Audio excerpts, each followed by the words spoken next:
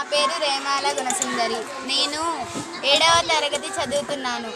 నా పేరు కౌసల్యాదేవి. నేను 7వ తరగతి చదువుతున్నాను. నా పేరు భువనేశ్వరి. నేను 7వ తరగతి చదువుతున్నాను. మా పాఠశాల పేరు జిల్లా పరిషత్ ఉన్నత పాఠశాల మాజేరు. నేను ఈరోజు మురికి నీటిని మంచినీటిగా చేసే ప్రాసెస్ని మీకు ఎక్స్ప్లెయిన్ చేయబోతున్నాను. ఫస్ట్ నేను కంకర రాళ్ళు ఒక గ్లాస్ నిండా తీసుకున్నాను. తర్వాత గులకరాళ్ళు ఒక గ్లాస్లో తీసుకున్నాను. తర్వాత ఇసుక తీసుకున్నాను. తర్వాత దూది తీసుకున్నాను. ఇప్పుడు మురికి నీళ్ళు పోస్తున్నాను. మురికి నీళ్ళు అవి పోయి దాంట్లో పోయి మురికి నీళ్ళు దీంట్లో పోస్తే ఇక్కడ ఫిల్టర్ అయిందియా? ఆ మురికి నీళ్ళు ఆ గులకరాళ్ళలో ఫిల్టర్ అవుతున్నాయి.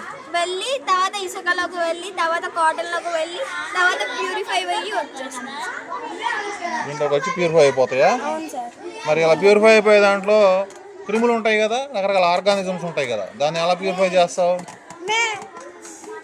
మళ్ళీ హీట్ చేసి బ్లీచింగ్ పౌడర్ కలపొచ్చుగా, మరి అది కూడా పెడితే బాగుండేది.